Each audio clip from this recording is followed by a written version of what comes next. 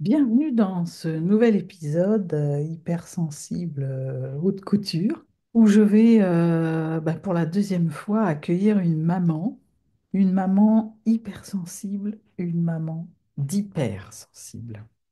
Donc ça va être intéressant de voir comment être hypersensible peut aider à mener toute la petite tribu, mais on peut quand même parfois être désarmé, démuni, comme nous dit Émilie. Donc j'ai trouvé que d'abord j'ai passé un très bon moment et puis j'ai trouvé que c'était intéressant d'avoir vraiment ce partage de l'hypersensibilité avec les enfants en tant qu'hypersensible.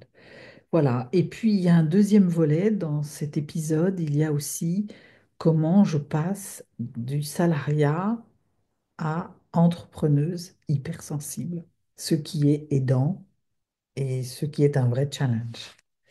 Voilà, je ne vous en dis pas plus. Je vous laisse avec Émilie et je vous retrouve en fin d'épisode. Bonne écoute. Hypersensible haute couture, le podcast pour les hypersensibles par une hypersensible. À ta mesure, sur toutes les coutures. À ta mesure, sur toutes les coutures.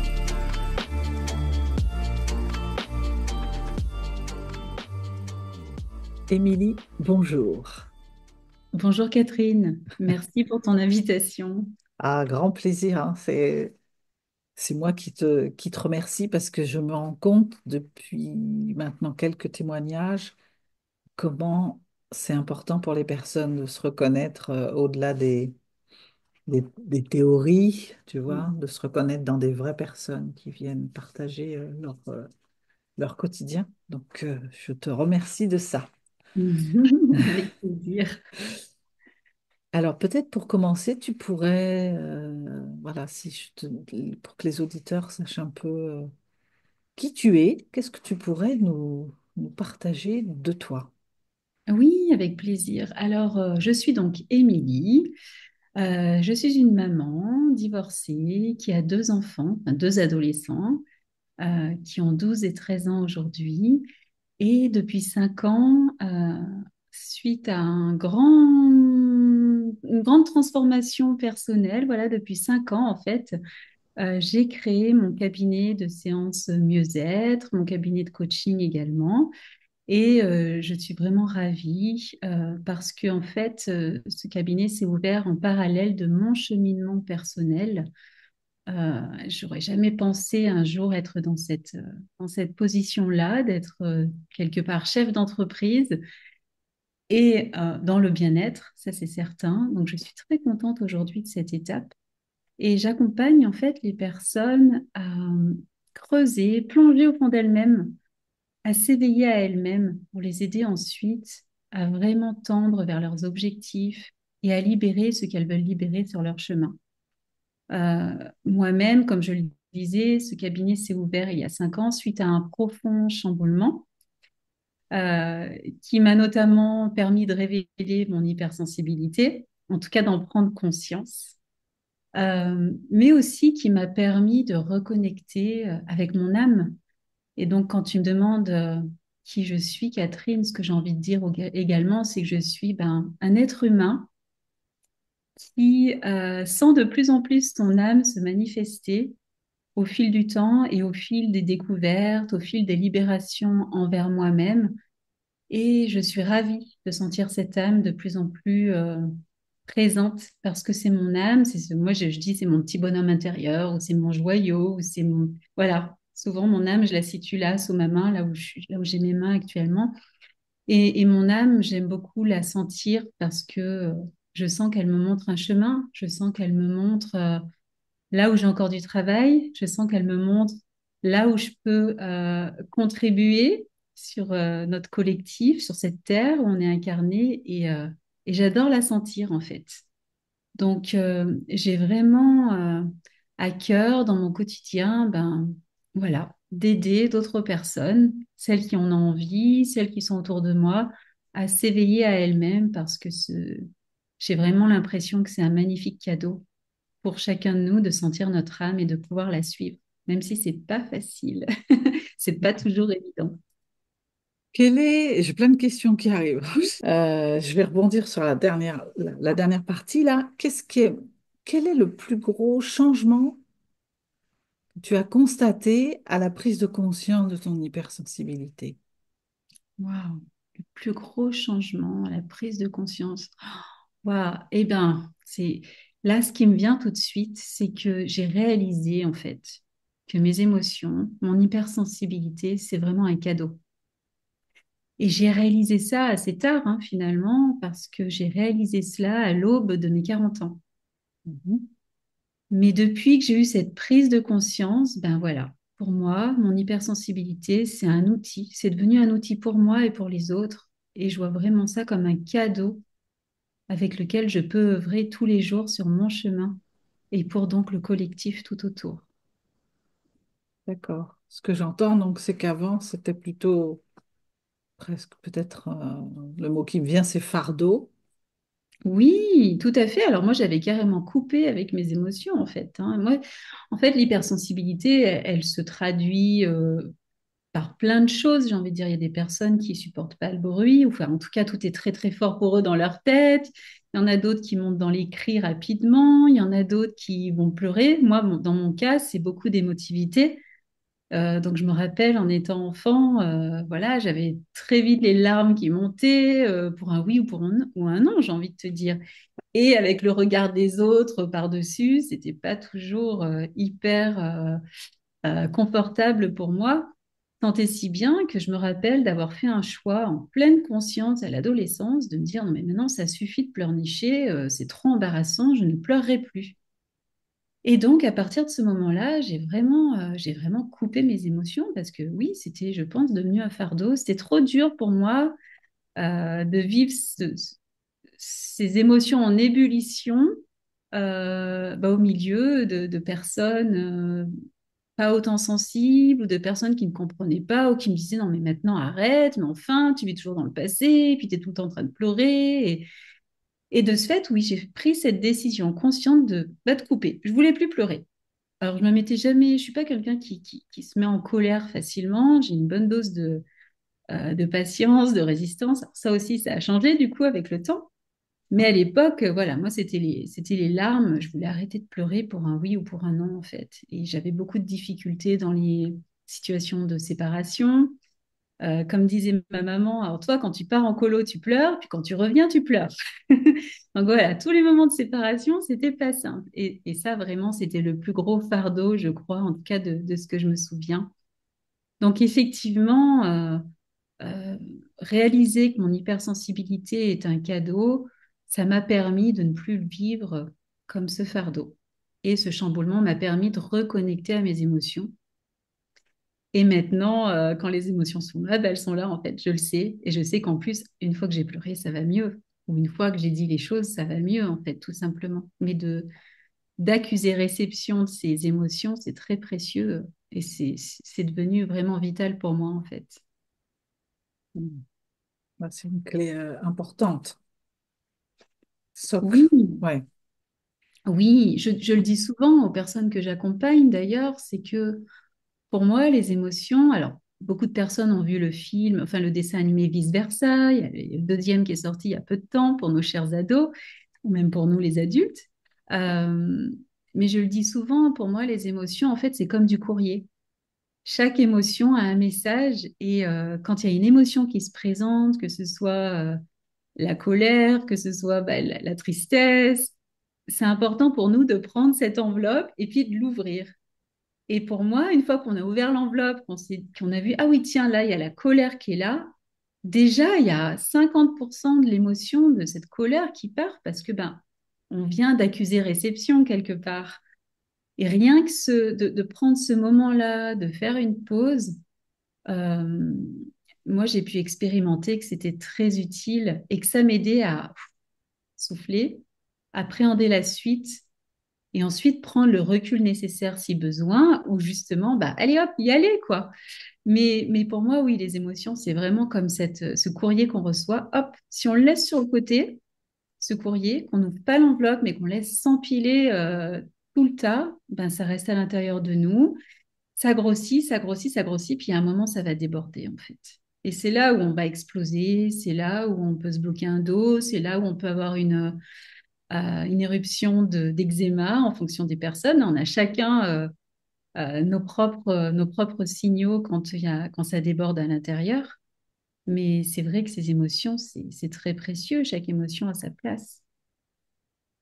J'aime bien ton image parce que à t'écouter, tu sais, je pensais à ce courrier. Des fois, moi j'ai eu ça pendant longtemps. Je traitais pas le courrier qui arrivait tout de suite. Alors, des fois, il y avait des factures, des fois, il y avait des trucs que si j'avais pris à temps, ça n'aurait pas grossi comme ça.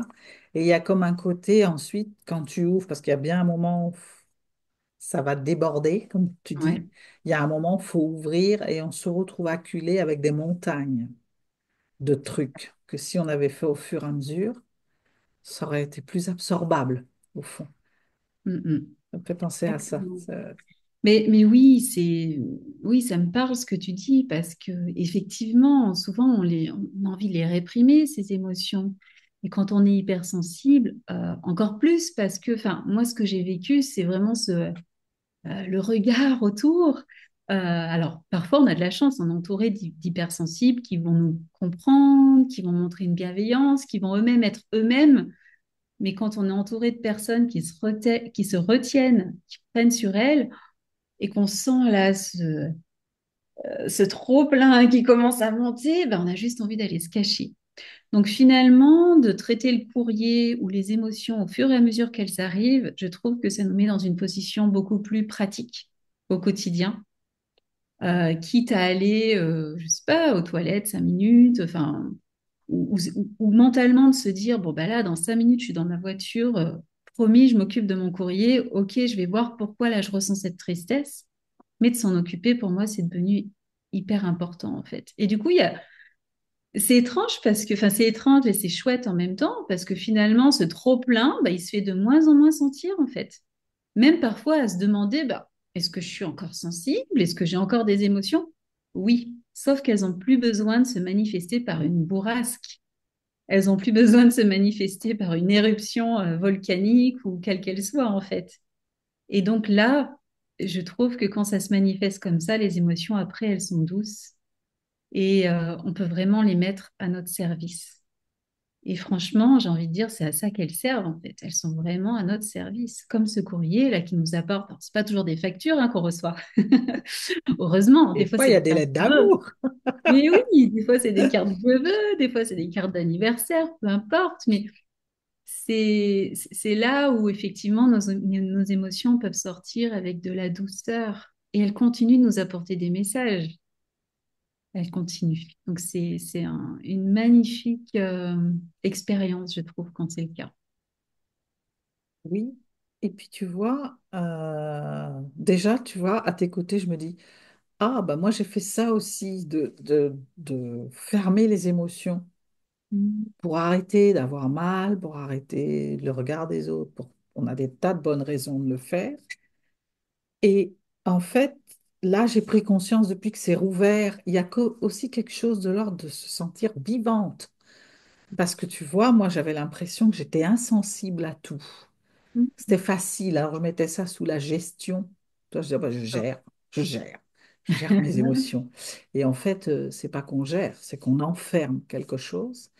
Et du coup, on n'est plus perméable, même au beau, même, enfin, il y a quelque chose de, ouais, j'ai retrouvé quelque chose de la vivance, tu vois. Mm, Et du oui, coup, bah, de vivre les choses, même des fois, bah, oui, ça chahute, mais on se sent tellement en vie.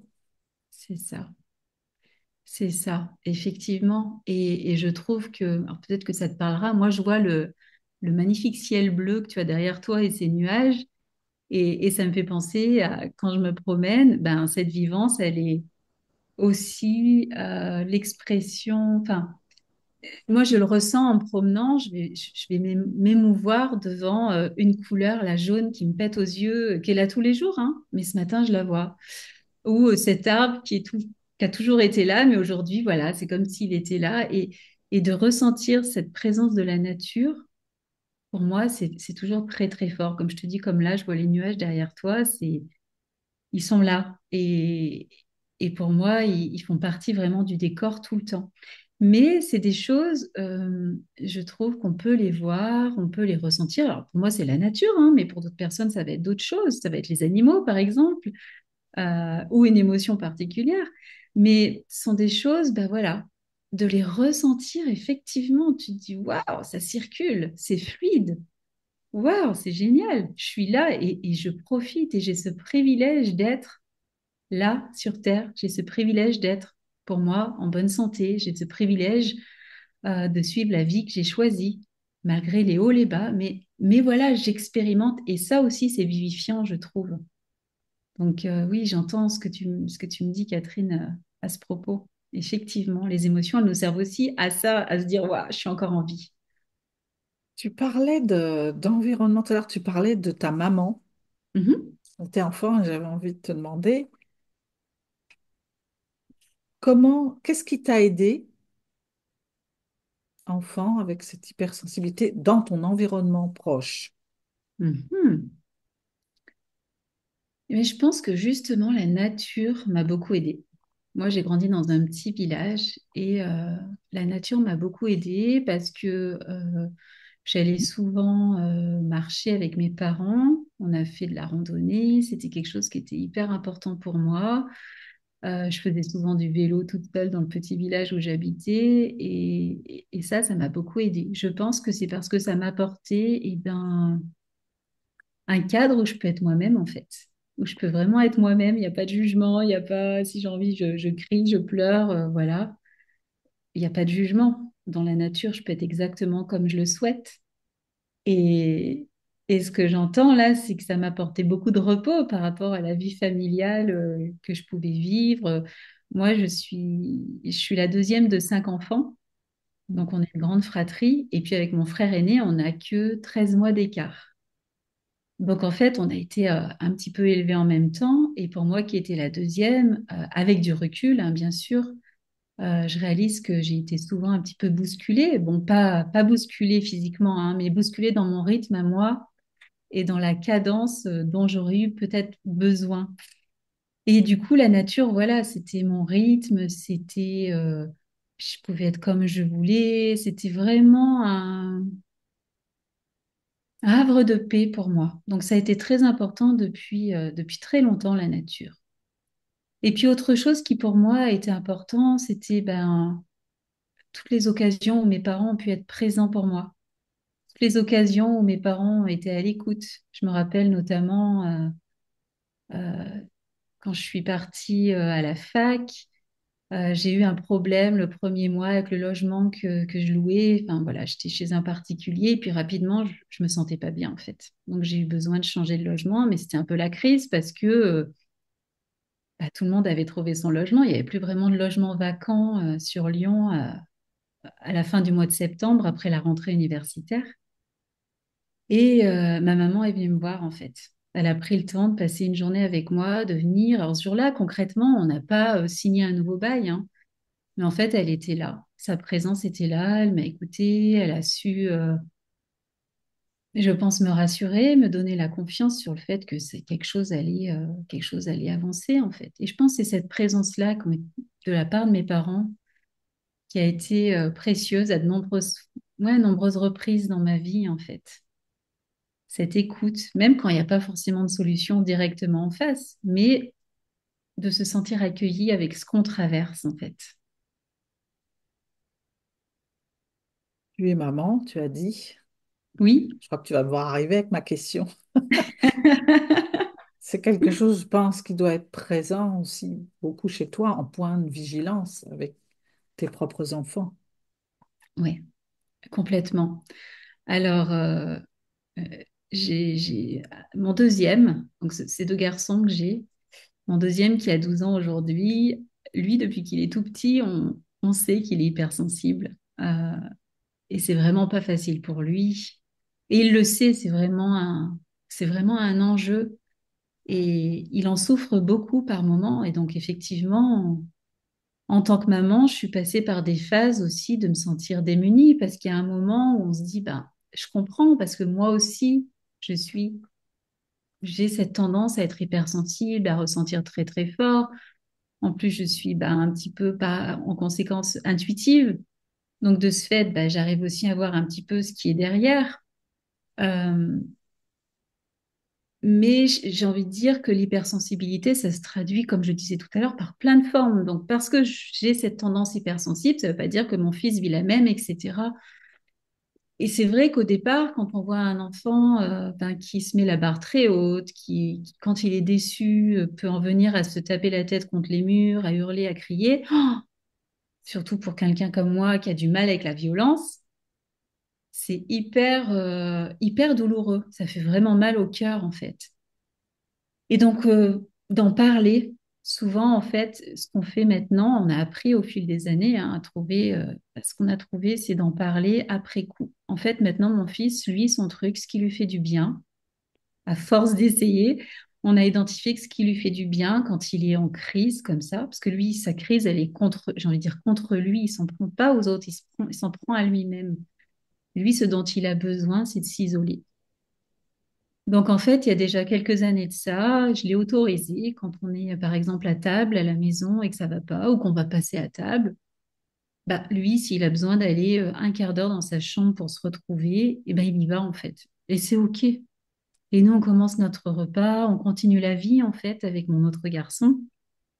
Et puis, mon deuxième, quand il est calmé, quand il sent que pour lui, c'est OK, il redescend, en fait. Il nous rejoint là où on en est. Et voilà. Et on a trouvé que pour lui, c'était ça dont il avait besoin. Mais on en parle en fait, et il y a des moments, c'est pas facile pour lui parce que par exemple, il joue dans une équipe de rugby et pareil, la barre est très haute pour lui. Et des fois, il est en colère quand il n'a pas réussi à faire une action ou quand il y a quelque chose qui le frustre. Et pareil, en fait, alors tout le monde a envie de venir. Alors là, pour le coup, tout le monde vient, envie de l'entourer, mais ça va aller, t'inquiète pas. Et alors ça a tendance à en rajouter toute une dose pour lui. Et encore pas longtemps, il me dit, mais ils n'ont pas encore compris. Donc voilà, là, on en est à l'étape. Écoute, effectivement, ça part d'une bonne intention de leur part. Ils ne voient pas que toi, là, tu as besoin de calme. Je lui dis, par contre, là, maintenant, la prochaine étape, ça serait peut-être pour toi, un jour où tu es au calme de les prévenir, de leur dire, voilà, moi, je fonctionne de telle façon. Quand je m'énerve, quand ça va pas, j'ai besoin qu'on me laisse tranquille. Et après, je reviens quand c'est le bon moment pour moi. Et, et ça, il apprécie énormément, en fait. Et je pense que bientôt, il franchira ce cap avec son équipe. Parce que c'est un cap à passer, c'est pas évident. Du haut de ses 12 ans, là, d'aller dire à une équipe, voilà, moi, quand ça va pas, voilà ce dont j'ai besoin. Mais je sais qu'il le fera bientôt. Et du coup, je pense que c'est peut-être une clé aussi que j'ai envie de transmettre aujourd'hui, c'est il n'y a pas de recette miracle qui marche pour tout le monde. C'est effectivement de faire des petits réglages par-ci, par-là. Si vos enfants sont concernés, de dialoguer avec vos enfants, de voir ce qui peut leur faire du bien, mais de leur demander. Parce que cet enfant, en fait, depuis qu'il est petit, il le sait. Il sait exactement pourquoi il fait une crise. Il sait s'il est en colère, il sait si c'est parce qu'il y a une injustice, il sait si c'est parce qu'il est fatigué. Et ça a été hyper précieux pour moi, en fait, de l'accompagner jusqu'à aujourd'hui, parce que je lui ai toujours dit, mais c'est une richesse de savoir exactement pourquoi tu es en colère là. Parce qu'il y a tellement de personnes qui n'arrivent pas à savoir pourquoi elles ont cette montée, là, cette éruption volcanique, les larmes ou les cris. Et c'est vrai que c'est vraiment quelque chose que j'encourage chez mon fils, de lui dire, écoute, conserve ça, continue de le dire, continue d'avoir ce lien avec ce qui se passe pour toi, parce que ça va t'aider. Donc on avance comme ça, on avance, on avance. Et puis, j'avoue, moi, depuis quelques années avec mes enfants, voilà, j'ai vécu des événements, comme tout un chacun dans ma vie, qui m'ont d'une part permis la transformation que j'évoquais tout à l'heure, et qui m'a fait renouer avec mes émotions, et qui fait que maintenant, avec mes enfants, en fait, je suis aussi la plus transparente possible. C'est-à-dire que si j'ai eu une mauvaise journée, ils le savent. J'ai arrêté de vouloir être la maman parfaite, qui est tout le temps là, qui doit montrer l'exemple de tout va bien, je vais bien. Non, en fait.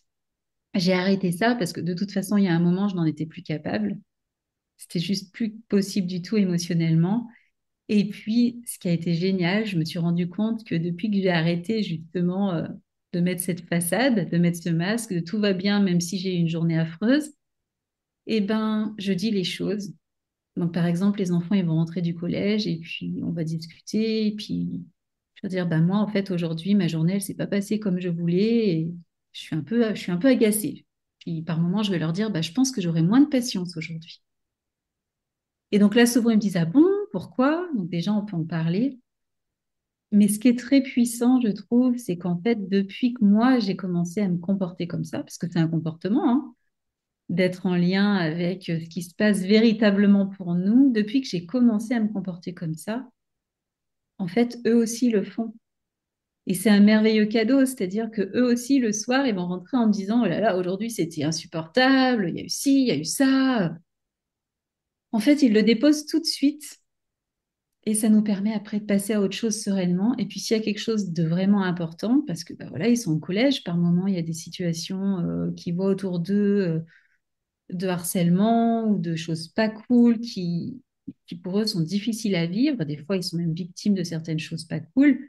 Ben, on en parle en fait. Et ensemble, on élabore bah, des plans d'action. Moi, je suis assez pratico-pratique. Hein. J'aime bien avec tout, malgré mes ressentis, mon intuition, j'aime bien mettre des actions en place. Et c'est vrai qu'avec les enfants, bah voilà, on élabore un peu des plans. Et moi, j'aime bien en discuter avec eux pour aussi les aider à s'équiper par rapport à ce qu'ils vivent, qu'ils arrivent en grandissant de plus en plus à trouver des stratégies pour que, je dis souvent, hein, pour que ça leur passe là, au-dessus, plutôt que ça aille dans le cœur, quoi.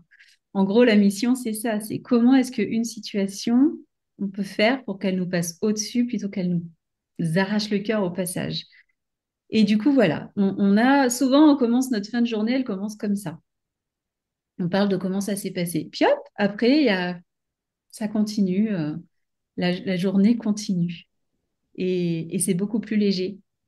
Voilà. Alors ça, c'est dans l'idéal. Et puis après, tout à l'heure, je disais, voilà, mon deuxième enfant, depuis le début, on sait qu'il est hypersensible. L'aîné, il se révèle comme ça. Et en fait, il se révèle comme ça depuis, j'ai remarqué, depuis que moi, j'ai enlevé ce masque de la maman parfaite. Et pour lui, c'est vraiment pas facile parce qu'il ressent beaucoup de choses, mais il a du mal à exprimer. Pour lui, la communication, c'est vraiment pas facile. Autant son frère, c'est une tempête, c'est un ouragan, ça sort comme ça. Et que voilà, chaque enfant étant unique. Là, pour mon aîné qui est aussi hypersensible à sa façon, et ben lui, ça reste à l'intérieur, ça fait un peu comme une spirale et du coup, ça, ça l'empêche un petit peu au bout d'un moment de respirer, d'avancer. Et mais voilà, petit à petit, il se rend compte aussi bah, de cette différence qu'il a par rapport ben, à certaines personnes autour de lui et il commence à, à s'apercevoir que voilà, ce que lui perçoit chez les autres, ça ne veut pas dire que les autres le perçoivent également. Et je trouve que c'est une richesse en fait de pouvoir voir les différences parce qu'on est chacun unique. On est vraiment chacun unique dans notre identité, dans notre sensibilité, dans notre personnalité. Et, et je suis ravie pour mon fils qui commence effectivement en s'affirmant, à voir que bah, lui, par exemple, il va trouver une situation injuste que d'autres copains, pour eux, c'est tout à fait anodin, en fait. Mais lui, ça lui fait vraiment mal, en fait, de voir certaines choses qui se passent. Et donc, petit à petit, il arrive à s'ouvrir, il arrive à en parler.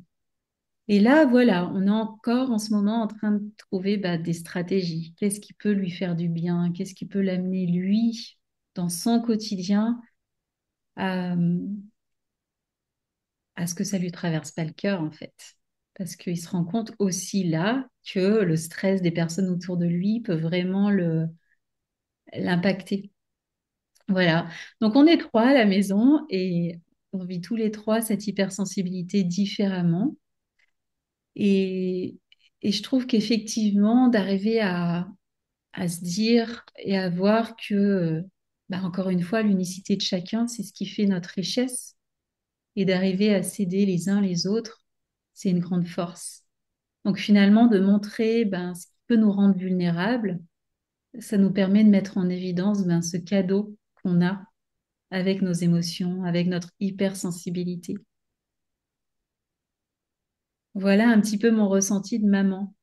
Et, et tout à l'heure, il y a quelque chose qui m'est venu, c'est que notamment bah, avec mes enfants, voilà, moi je vous racontais que pour moi c'est les larmes en fait, hein, quand mon hypersensibilité elle va se traduire par il y a un trop plein, si j'en ai pas pris garde, le trop plein ça va être des larmes en fait, ou une pensée qui me traverse. Donc voilà, ça m'arrive de pleurer à table parce que j'ai eu un événement qui est revenu. Et en fait, je me cache plus parce que, enfin, c'est même devenu un gag à la maison. Moi, je dis, bah, vous savez, je suis une maman qui pleure. Et on en rigole. Et c'est vrai qu'au début, les enfants, ils étaient surpris quand je me suis autorisée à pleurer ou à dire les choses. Et puis après, c'est devenu une boutade. Et puis du coup, bah, cette boutade, elle fait que, ben, que ce soit moi ou eux, quand on a quelque chose à partager, à communiquer, et ben, on se le dit. Et comme ça, après, c'est passé et hop, la douceur, elle revient. Donc, j'encourage toujours effectivement à partager ce qui se passe là au fond de nous. C'est c'est très précieux. Oui, et puis alors j'entends deux choses magnifiques. Enfin, il y en a plus que ça, mais j'ai envie de vraiment insister sur ces deux choses-là. Euh, c'est ce dont on parlait hors antenne, comme on dit, Oui, l'autorisation à. Parce que tu oui, vois, quand on est enfant, les parents sont des images, c'est comme des icônes, des points de repère, et ça crée vraiment parfois des difficultés parce qu'on voudrait leur ressembler, faire comme eux, ils représentent un peu les modèles, tu c'est vois. ça. Donc, moi, j'ai envie de dire, quel modèle on donne quand on fait croire qu'on surmonte tout, que tout est, tu vois. D'abord, c'est pas tout à fait la réalité. Et deuxièmement, ça met de la pression et un enjeu terrible pour un enfant qui, dès que lui va être dépassé par quelque chose, va se rappeler que papa, maman, je les ai jamais vus pleurer, par exemple. Donc, tu vois, donc là, il y a toi, c'est fantastique parce qu'il y a une autorisation à être vrai, tu vois. Ça, c'est ce qui me vient. Ouais. Et donc, c'est d'autant plus important. Et puis, et le mot qui m'est venu aussi, c'est confiance. Mm. Parce que dans la confiance, il y a être capable de se parler, de se dire et d'être accueilli aussi avec bienveillance. Et le fait que tu le fasses, c'est dans les deux sens en fait. Tu vois, Ah, tu autorises tes fils à le faire et en même temps, il y a quelque chose de se sentir accueilli aussi dans autoriser à et accueilli quand je le fais. Et ouais. c'est une base de confiance en plus du fait de déposer, puisque vous échangez. C'est quelque chose de, pour moi, qui est socle, quoi. Mm. Moi, ouais. Oui, c'est quelque chose, j'avoue, dont je suis vraiment très heureuse d'avoir pu établir cette connexion-là, j'ai envie de dire. Parce qu'effectivement, hein, c'est la meilleure façon de montrer l'exemple, je trouve, en fait. C'est de soi-même l'incarner, de soi-même s'autoriser ben, à être, à montrer toutes nos faces, en fait. Et effectivement, la réalité fait qu'on n'est pas toujours jovial, on n'est pas toujours au top de notre forme, on n'a pas toujours passé une superbe journée, même si c'est notre souhait des fois. Mais je trouve que c'est la meilleure façon de, oui, d'être un exemple pour nos enfants. Parce que dans notre société, je trouve que tout est fait pour qu'on soit autonome matériellement. D'ailleurs, on va à l'école. Souvent, on entend on va à l'école parce qu'il faut apprendre, parce que c'est pour avoir un métier. Et puis, en fait, on veut un métier pourquoi? Pour avoir une maison, une voiture. Enfin bon, c'est toute l'éducation qu'on reçoit. Vraiment, elle nous oriente à être autonome de façon matérielle. Et effectivement, c'est important. Par contre, pendant très longtemps, l'autonomie affective, elle n'a pas du tout été transmise. Il y a encore beaucoup de générations derrière nous où il n'y avait aucune démonstration d'amour, d'affection, de geste. Alors, parler de ces états d'âme, c'était pas du tout à l'ordre du jour, en fait. Et au contraire, il fallait se montrer comme ci, comme ça. Il y avait des standards, il y avait un peu comme une étiquette à suivre.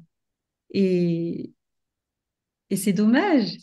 Mais je trouve qu'aujourd'hui, on est vraiment un petit peu dans cette révolution-là où on s'ouvre de plus en plus à nos émotions. D'une part, parce qu'on n'a pas le choix. Moi, je suis intimement convaincue que tout ce qu'on n'exprime pas, bah, le corps, au bout d'un moment, il en peut plus. Parce que tant que c'est dans notre corps, même si c'est dans notre tête, on se le tourne en boucle. Au bout d'un moment, en fait, il y a un trop-plein. Et pour moi, ça peut aller jusqu'à la manifestation d'un cancer. Donc, travailler à partager ses émotions, déjà à renouer avec ses émotions, les partager, les exprimer, même si c'est juste à soi-même, c'est un énorme pas en avant et puis ça nous aide énormément dans les relations autour de nous. Parce qu'on n'a plus non plus, après, je parle de l'autonomie affective parce que souvent, quand on n'a pas cette autonomie ou qu'on a des problématiques pour se sentir autonome d'une façon affective, bah souvent on donne beaucoup notre propre pouvoir aux personnes autour de nous. On s'attend à ce que bah, notre amoureux, notre amoureuse vienne combler nos manques. On s'attend à ce que nos enfants soient tout le temps là. On attend beaucoup de choses, en fait, pour remplir ces petits manques émotionnels qu'on n'arrive pas à s'apporter soi-même. Et du coup, ben, ça met une pression, comme tu disais, tu parlais de pression sur les enfants, mais du coup, là, pour le coup, ça met une pression tout autour de nous sur ce que les gens sont censés nous apporter pour qu'on aille bien. Et en réalité, moi, ce que j'ai remarqué avec toute cette transformation que j'ai pu vivre après un grand tsunami émotionnel, j'ai pu remarquer que justement, bah, quand je suis à l'écoute de mes émotions, j'ai déjà la moitié du travail qui est fait, en fait, parce que je sais ensuite comment réagir. Et je peux m'apporter à moi-même ce dont j'ai besoin. Et arriver à apprécier passer du temps seul, apprécier à faire des choses seul, en fait. Partir marcher seul si c'est ton kiff, passer du temps, un week-end seul à la maison sans personne, enfin, faire des choses seul, ça, c'est pas facile pour beaucoup de monde, mais quand on en arrive là, je trouve que c'est chouette et que pour moi, c'est vraiment un symbole de bah, tiens, je peux survivre toute seule. Je peux m'apporter cette affection, je peux m'apporter cette tendresse, je vois en moi ce dont j'ai besoin et du coup, je me l'apporte. Et, c'est très précieux également. Et puis les relations aux autres, elles évoluent dans le sens où, pareil, on montre un exemple aux personnes autour de nous. Et puis on n'a plus d'attente. Et donc on peut avoir des relations beaucoup plus saines et authentiques aussi. Donc cette autonomie affective, moi je l'appelle l'amour-propre en fait. Et souvent l'amour-propre, ça a une connotation d'égoïsme et tout ça, d'écocentrisme. Et moi je crois que sur cette terre, il y a beaucoup de personnes qui sont très loin d'être égocentriques. Il y a beaucoup de personnes qui, surtout, ben, là, on parle de l'hypersensibilité, et souvent, l'hypersensibilité, on a un très grand cœur. On a du mal à se protéger, justement, de ce qui se passe autour. Et du coup, on a tendance à donner, donner, donner, tant qu'on peut, jusqu'à ce qu'on apprenne que, waouh, dans ce sens-là, ça fonctionne pas, il faut trouver cet équilibre. Mais du coup, je trouve que cet amour-propre, on en a tous besoin un peu plus. Et ça passe par du temps seul, ça passe par réaliser ce qu'on aime en nous, ça passe par réaliser ce qu'on ressent et le transmettre, en parler autour de nous. Et puis petit à petit, ça fait un petit peu ricocher. La lumière qu'on met autour de nous, hop, elle s'étend, elle s'étend, elle s'étend. Et là, on sent l'impact qu'on a sur le collectif, en fait. Donc voilà, moi, je vois énormément d'intérêt, je vois énormément de richesse à accepter cette hypersensibilité parce qu'elle nous permet de vraiment, ben il me semble, hein, de vraiment en profiter pour nous, mais aussi pour les autres dans une façon qui est saine, du moment qu'on arrive à décrypter, du moment qu'on arrive à s'apporter aussi à soi ce qu'on apporte aux autres. C'est comme être sa meilleure compagnie. Oui, mais Mm. c'est ça.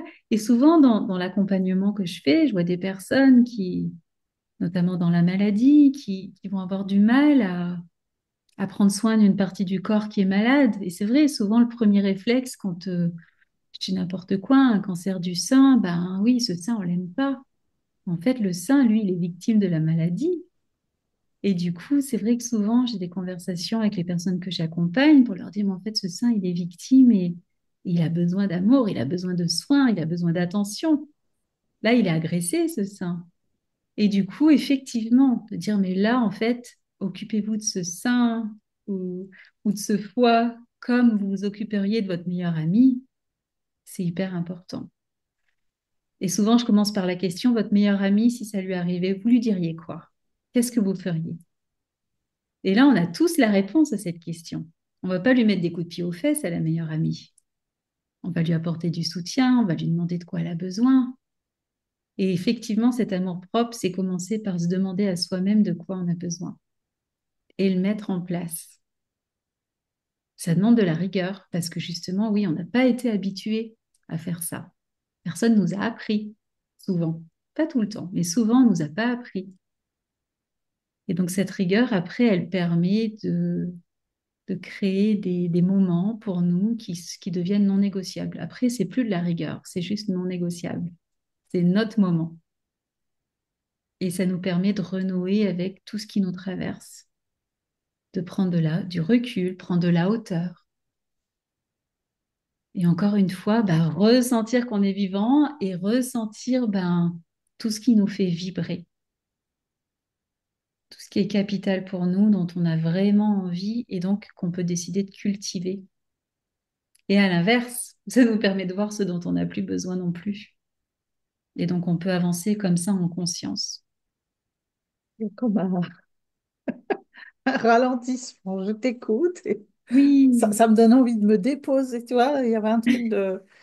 Oui, c'est ça, quoi. C'est s'accueillir dans tout. Et pour ça, c'est se recentrer sur soi. ouais, Voilà. mais oui. Mais je trouve qu'au départ, effectivement, notre société, elle va vite. On est sans cesse sollicité. Si on fait pas attention, on fait plein de choses à la fois. Et du coup, ça, c'est compliqué pour nous aider à ressentir ce qui se passe à l'intérieur. Donc, effectivement, c'est pas évident. Des fois, on sait pas par où commencer. Et je crois que c'est vraiment une habitude à prendre. Et puis, ben, voilà, si on n'arrive vraiment pas, mais qu'on a envie, il y a plein de personnes qui sont aujourd'hui d'excellents coachs, mentors, d'excellents accompagnants qui peuvent vraiment ben, aider à créer une bulle comme ça pour soi, pour se retrouver. Retrouver la petite étincelle au fond de nous, là, qui a juste envie de grandir et de grossir et de redevenir un peu comme notre étoile du Nord, en fait. Notre étoile du berger qu'on suit, là, comme ça, dans le ciel. Mais effectivement, c'est pas toujours évident. Et ce que je constate, c'est que souvent, bah voilà, ça va être un événement de la vie hein, qui va faire que d'un coup tout s'effondre et ça nous laisse plus trop le choix. Ou en tout cas, on a l'impression de plus avoir le choix. Mais souvent, dans ce moment-là de difficulté, alors en étant hypersensible, forcément, c'est puissance 10, puissance 500 parfois. Hein. Mais c'est dans ces moments-là où souvent on va percevoir des petites choses qui essayer de se glisser là, par-ci, par-là, pour nous. Et là, si on saisit ces petites choses, ça va vraiment devenir des magnifiques étincelles pour nous guider. Et toute notre perspective peut changer. Comment tu as fait qu'est-ce qui t'a aidé, c'est plutôt ça, comme ça. Qu'est-ce qui t'a aidé à passer le pas? Tu disais, en fait, j'entends que tu as quitté quelque chose pour te lancer dans l'entrepreneuriat. Oui, ça a Est-ce été que un tu... cheminement en fait. Hein. Donc, ce cheminement-là, il s'est fait sur les 5 dernières années au niveau professionnel. Euh, et ce qui m'a aidé, c'est vraiment le travail sur moi en fait. C'est vraiment le travail sur moi. Donc il y a bientôt 10 ans, donc j'ai commencé à connaître des événements qui m'ont beaucoup marqué dans ma vie personnelle. Avec le décès d'une personne bah, très proche, une séparation après une relation qui a été très transformatrice pour moi. Et en fait, tout ça, ça m'a permis de repartir d'une feuille blanche. Et donc forcément, sur cette feuille blanche, eh ben, il y a plein de nouveautés qui ont vu le jour, notamment l'accompagnement, qui s'est concrétisé parce qu'en réalité, j'accompagnais depuis déjà longtemps. Je crois, on m'avait souvent dit que, oh là là, Émilie, tu as toujours les mots pour rassurer, et puis ça résonne, et puis voilà. Donc tout ça, ça m'a permis de repartir de cette feuille blanche après un grand moment de vide pour moi. Et ben, j'ai pu renouer avec mes talents, en fait. Et puis du coup, ben, derrière, il y a eu une transformation dans tous les domaines de ma vie, le domaine affectif, le domaine relationnel, et puis ben, enfin, là, le domaine professionnel. Donc, ce qui m'a aidé, ça a été effectivement de m'écouter et de vraiment, comme je disais, plonger au fond de moi et vraiment maintenant de me poser la question de est-ce que je me sens bien là? Est-ce que ça résonne? Est-ce que mes valeurs là, elles sont alignées avec ce que je suis en train de vivre? Et au cours des 5 dernières années, voilà, je travaillais pour une grande entreprise internationale dans le secteur du logiciel, en tant que directrice opérationnelle. Donc, voilà, dans les processus, dans la croissance, dans les réunions tout le temps, voilà, le retour sur investissement, etc. Et puis, j'avais une équipe et au cours des dernières années, j'ai pu monter cette équipe et je me suis rendu compte notamment que ce qui me faisait le plus plaisir, c'était d'accompagner mon équipe. Déjà de la recruter, parce que l'équipe est passée de 3 personnes à une vingtaine de personnes. Et donc d'accompagner cette équipe dans sa croissance individuelle, c'est ce qui me faisait le plus plaisir. Et donc, il y a déjà 3 ans à peu près, j'ai eu une super conversation avec mon boss à l'époque, euh, où j'ai eu une conversation de cœur à cœur, en fait, hein. Moi, j'en suis venue à lui dire qu'en fait, je ne me sentais plus à ma place dans ce rôle opérationnel, que ce qui m'intéressait et là où je voulais œuvrer et que j'avais vu une opportunité dans l'entreprise et dans l'équipe, c'était au niveau de la formation continue et notamment du coaching. Et donc, j'ai eu une chance inouïe de pouvoir créer mon poste. Créer mon poste, j'ai pu passer à mi-temps également. Mais ce poste, en fait, la première chose que j'ai fait, c'est un programme de coaching trimestriel qui m'a permis en fait d'offrir à environ 300 personnes tous les trimestres. Il y avait une quinzaine de places de coaching qui étaient ouvertes et quel que soit le rôle, les personnes pouvaient s'inscrire et donc recevoir 5 à 6 séances de coaching. Et ça a été très très bien reçu, très très bien reçu. Et ça m'a permis de conforter mon sentiment que quand on est en lien avec ses aspirations profondes, quand on est en lien avec ses valeurs, tout roule en fait. Tout roule et je l'ai vu avec les personnes que j'ai coachées. Il y en a qui ont quitté l'entreprise parce que ça résonnait plus et qu'il y avait d'autres choses qui les appelaient. Il y en a qui sont restés et qui ont pu évidemment améliorer ce qu'ils souhaitaient. Souvent, c'était des problématiques de communication interne. Moi, j'ai remarqué que c'était très fréquent dans l'entreprise. Oser justement avoir une conversation très importante pour soi avec son manager. Euh, Gérer les attentes aussi de la direction ou des clients, c'est pas simple. Mais en fait, j'ai remarqué que voilà, quand on sait qui on est, quand on sait ce qu'on souhaite et qu'on comprend ses fonctionnements, c'est beaucoup plus facile après d'aller exprimer ce dont on a besoin et ce qu'on veut faire. Mais ça passe par la communication. Et la communication, elle est possible quand on se connaît et quand on a confiance en soi. Donc finalement, cette transformation que j'ai vécue moi-même, elle m'a aidée là, professionnellement, et puis dans mon parcours maintenant, à, à prendre confiance en mes talents, prendre confiance au fait que mon unicité, ma sensibilité, ça fait partie de moi et que c'est là pour être à mon service. Et je crois que quand tout un chacun a compris ça, il est beaucoup plus simple de se retrouver à une place qui nous convient. Donc, c'est comme ça pour moi qu'au fil du temps, voilà, naturellement, en fait, j'ai diminué mon temps de travail en tant que salariée et puis j'ai grandi mon temps de travail en tant qu'entrepreneuse. Et maintenant, là, depuis le mois de juillet, je suis à 100% à mon compte en tant qu'accompagnante. Donc, ça a été un cheminement, voilà, sur ces 5 dernières années où j'ai vraiment vu, moi, mon évolution personnelle Et au fur et à mesure de cette évolution, bah, j'ai envie de dire, j'ai nettoyé, j'ai mis des choses de côté, j'ai arrangé certaines choses, j'ai testé, j'ai piloté. Et aujourd'hui, je me sens vraiment à ma place, en fait. Et c'est très, très satisfaisant. Et cette hypersensibilité, bah, je suis très fière, en fait, de l'avoir. Parce que comme je le disais, je l'ai dit plusieurs fois, pour moi, c'est devenu un cadeau. Si j'avais pas cette hypersensibilité, je pourrais pas accompagner comme je fais aujourd'hui. Et je crois que je chercherai encore ce pourquoi je suis sur Terre, en fait. Parce que cette hypersensibilité, quand je l'ai acceptée, elle m'a vraiment permis de réaliser que, waouh, en gros, j'ai une mission ici. Enfin, j'ai une contribution à apporter et je sais ce que c'est maintenant. Et ça, c'est hyper puissant. Si tu devais la définir en une phrase, tu dirais quoi? Waouh, en une phrase, euh, je crois que c'est vraiment, effectivement, cette mission, c'est vraiment d'éveiller les personnes à elles-mêmes. Mm, Faire la lumière sur qui elles sont vraiment c'est et ça, peut-être ce qu'elles sont venues faire ici. c'est ça, c'est ça. Et les aider ensuite à s'accomplir. Mm.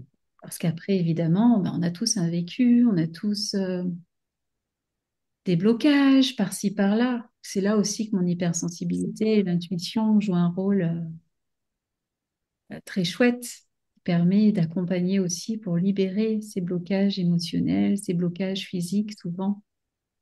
Euh, Parce que parfois, voilà, on a beau avoir, on sait où on doit aller, on a envie, et puis il y a des choses qui bloquent.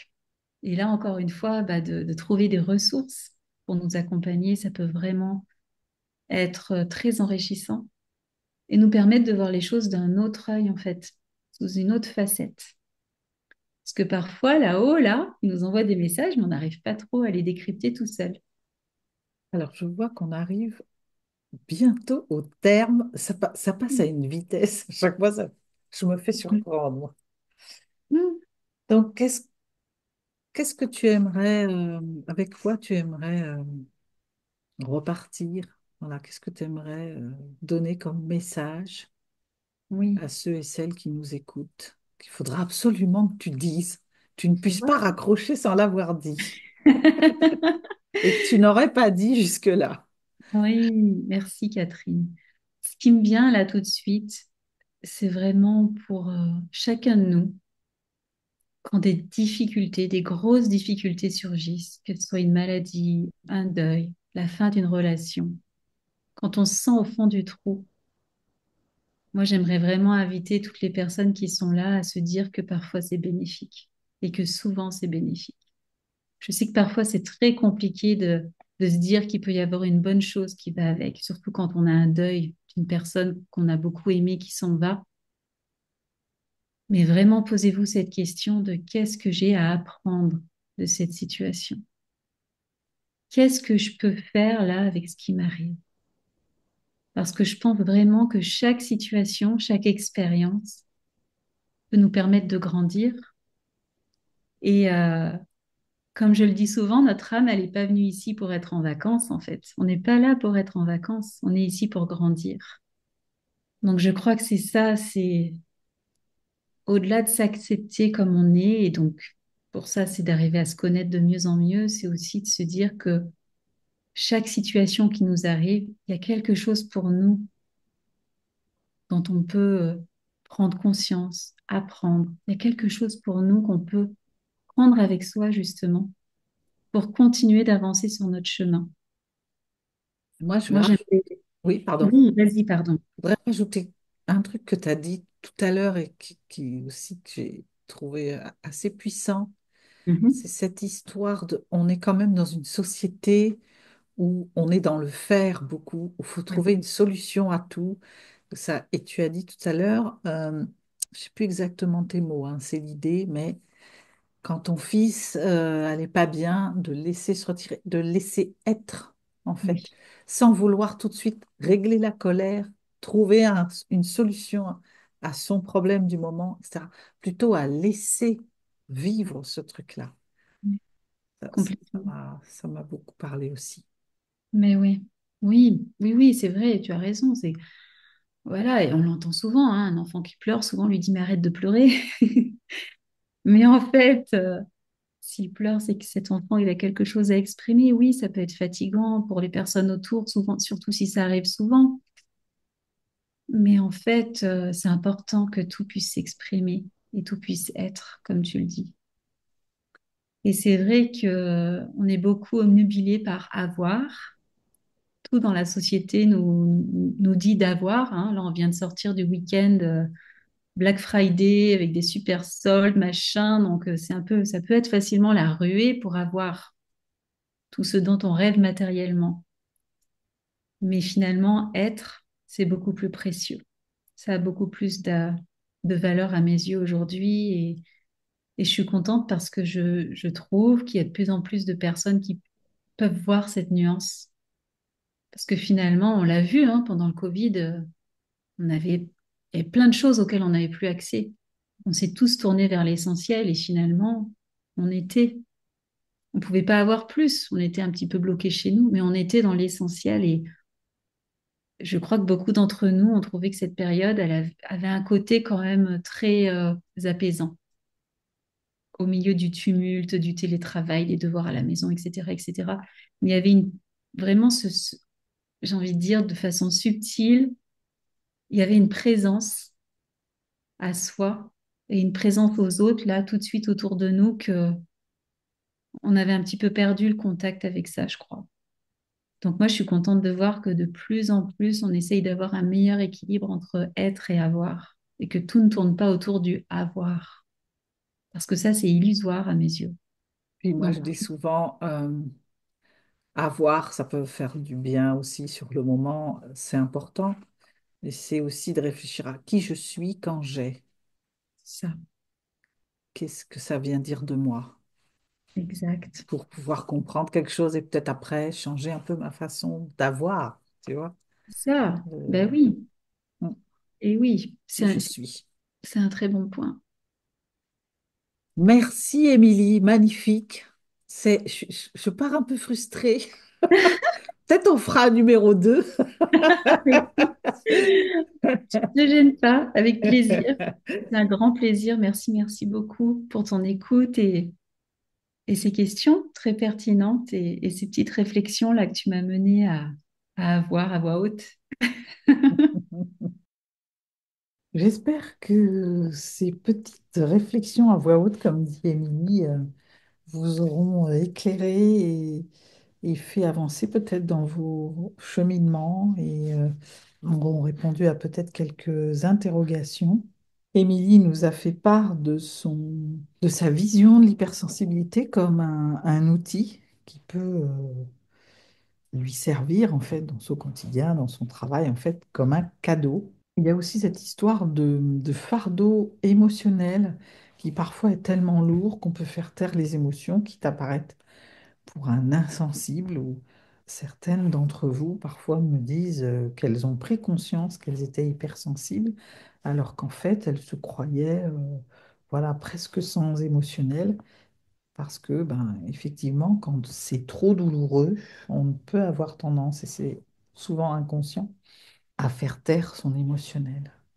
Et j'aime bien son image de traiter le courrier quand il arrive, c'est-à-dire accueillir l'émotion pour la laisser, comme je dis toujours, pour la laisser circuler et la laisser être.